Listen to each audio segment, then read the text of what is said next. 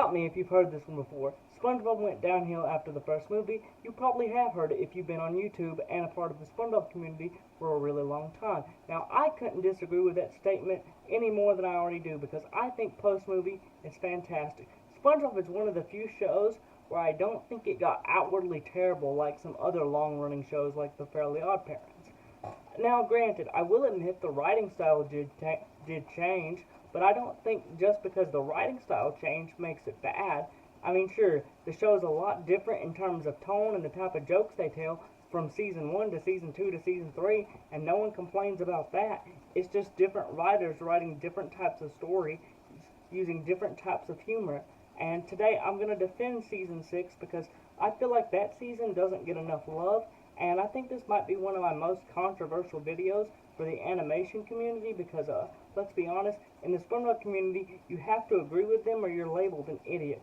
But I'm going to say another thing. I think SpongeBob Season 6 is better than Season 5. I think Season 5 is relatively mid. Like, let's be honest, the only few good episodes in Season 5 are Spy Buddies, Krabs a la Mode, and, New Digs, and a few other episodes. Again, Season 5 is not a terrible season. I just don't think it's as good as Season 6. Now, I know some of you might think that's a controversial opinion, but I really think that Season 6 is better than Season 5. Here are some things I want to mention before we get into the video proper. The animation quality in this season, it can be really rough at some points. But that's a minor criticism in my opinion, because overall the animation is not bad. Now, some people will constantly rip and tear into this season while ignoring the bad pre-movie episodes like Dumped. And Dumped is awful. I know a lot of people say The Splinter is terrible, but in my opinion, Dumped is worse. I cannot think of a single funny joke in Dumped, but at least The Splinter had the bit where Dr. Patrick returned. You know, the same Dr. Patrick that was in Suds. That bit was funny, but I can't think of a single funny bit in Dumped. Or the episode Grandma's Kisses. That episode is just also boring, and I can't think of a single funny bit in that episode other than Patrick saying we're going to push your grandma down the stairs. That was pretty funny, if not a little bit dark.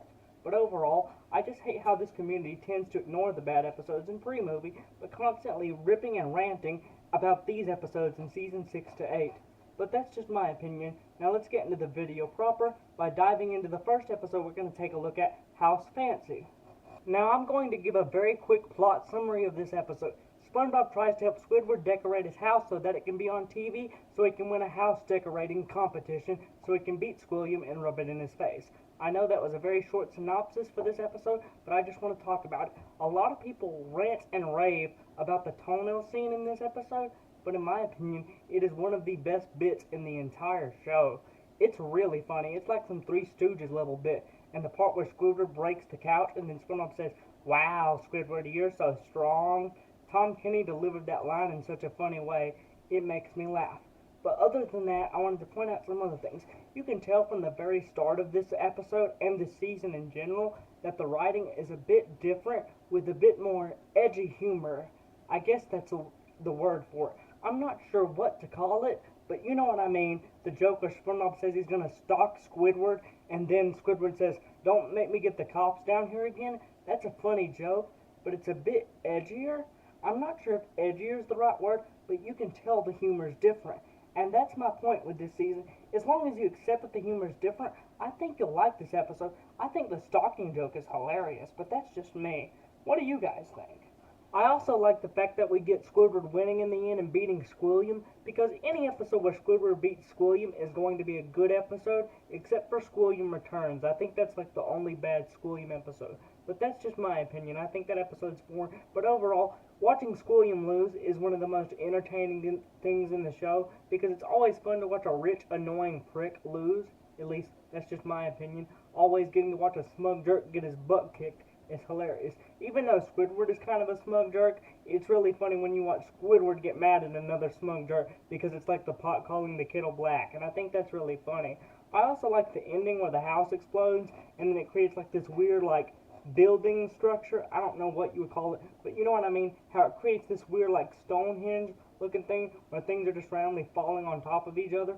I like that bit. And then I like the bit where SpongeBob is like, "Oh, don't worry, Squilliam. Squidward will help you decorate for the next competition," or whatever.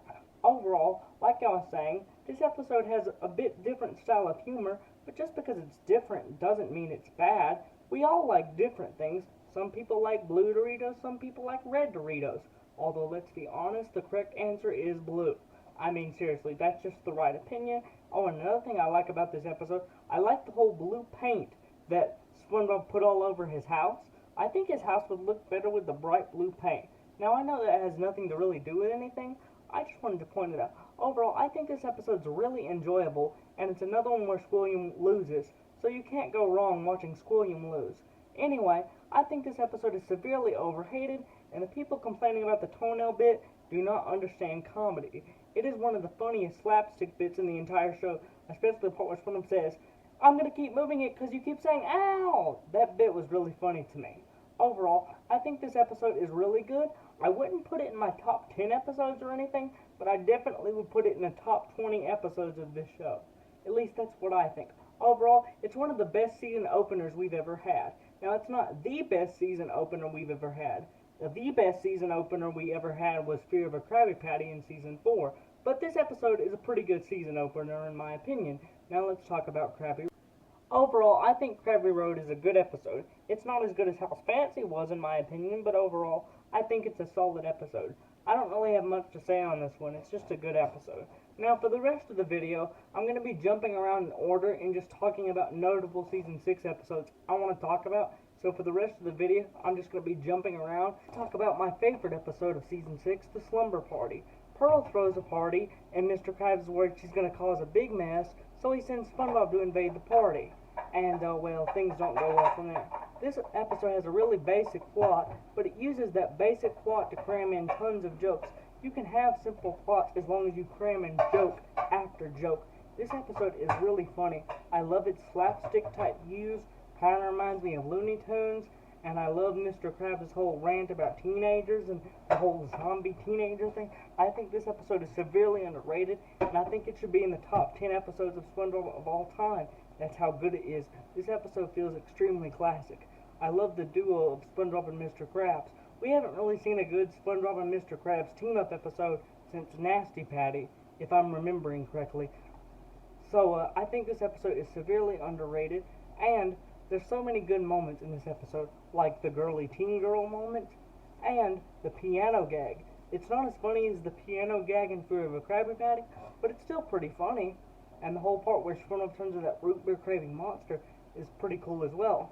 And I like the little musical track that plays during the scene where SpongeBob is in the root beer cellar. I don't know what it's called, but I really like it. Again, another thing I really want to emphasize is I'm a huge fan of the pairing of SpongeBob and Mr. Krabs. I really think that it's an extremely underrated duo, and this might be a controversial opinion, but I would be willing to make the argument. I think the SpongeBob and Mr. Krabs duo could be better than SpongeBob and Squidward duo if we had more episodes showing off, those two bouncing off each other. Because Nasty Patty is hilarious, and that's why Midlife Crustacean is my favorite episode of the entire show, because SpongeBob and Mr. Krabs and Patrick make a hilarious duo. I just wish we got more episodes like that where we got to see these three characters hanging out. Well, technically Patrick doesn't show up, but you know what I mean? Just more episodes focusing on Mr. Krabs dealing with other stuff, like Mr. Krabs being a worried dad because he doesn't want boys in his house, instead of just focusing on him being cheap, or the Krusty Krab having a new gimmick in this particular episode. My point is, I just wish they are not this particular episode, but other episodes. My point is, I just wish we had more episodes of Mr. Krabs and SpongeBob just being a fun little duo, and like I said, I would be willing to make the argument that it could be a better duo than SpongeBob and Squidward if we had more episodes to show off how good of a duo it could be, because Nasty Patty is peak, along with this episode, and so is Midlife Crustacean, and that's why Midlife Crustacean is my favorite episode of the entire show, but this episode is good as well. Nowhere near as good as Nasty Patty or Midlife Crustacean, but it's still a pretty good episode, and I wish people would give it the love and respect it deserves. And this is one particular thing I'm really curious to hear about. Am I the only one that thinks SpongeBob and Mr. Krabs and Patrick could potentially make a better duo than SpongeBob and Squidward and Patrick if we had more episodes focusing on that duo besides Midlife Crustacean? Or is that just me? I just really wish we got more of Mr. Krabs doing other stuff that wasn't Krusty Krab related. And I'm curious, Do you guys think this is a hot take or a cold take? Because I know I have some very controversial opinions on everything, especially this show in particular, and I know some people are going to be mad at me for even making this video, especially the pre-movie zealots, but I am curious if I'm the only one that wants more Mr. Krabs and SpongeBob episodes that are doing stuff that's not related to the Krusty Krab, or if it's just me. What do you guys think? Let me know in the comments below. Oh, and by the way, I just realized I meant to say trio, not duo. Overall, like I've said for the past few minutes, I think SpongeBob and Mr. Krabs are a really underrated pairing, and I really wish we got more of that. And now I'm going to move to the episode Suction Cup Symphony. The basic plot for this one is that Squidward is trying to compose a piece of music, but SpongeBob and Patrick keep getting in his way. I love this episode as well. I don't think it is as good as Slumber Party, but overall, I still think it is a really entertaining episode, and I wouldn't be surprised if someone put it in their top 10 if they were a bit more open-minded on post-movie. I'm not sure if I would put it in my top 10. It would be one of those things where I would have to think about it. I'm not exactly sure on this one, but overall, I think it's a fantastic episode. I mean, it's the episode... Patrick, I think you should see a doctor. I can't see a doctor. My job doesn't provide me with health insurance. What job is that? Exactly. Now, I'm going to be shifting gears a little bit, and we're going to be switching to the conclusion, and I'm just going to be going over why I like this season in particular, instead of just reviewing episodes. I just wanted to spotlight some episodes that get lesser praise, because it seems like the only two episodes in this season that get talked about are Not Normal and Sandcastles in the Sand, so I wanted to spotlight some less appreciated ones. But let's talk about my main bullet points on why I like this season. Earlier in a previous clip of this video, I labeled the humor as edgier, and yes, the humor is slightly edgier, but I think a more fitting term would be dry. The humor is very dry, and I'm a fan of dry humor. Don't get me wrong, I love SpongeBob's wacky humor that it's typically known for, but I'm also a big fan of dry humor. I think that's why I'm a huge fan of King of the Hill, and I think the dry humor is what really makes this season work. The other seasons, like Season 7 and Season 8, they try dry humor as well, but I don't think they're as quite as successful. I said accessible. That was the wrong word. My point is, I think the dry humor really helps give this season a unique identity, and it reminds me of King of the Hill, sort of, because King of the Hill is also a show that has a lot of dry humor, and I just wanted to talk about how I think that's one of my main reasons why I like this season. And another main reason why I like the show SpongeBob in general is that every season feels like it has its own identity. Season 1 feels like, the most underwater themed.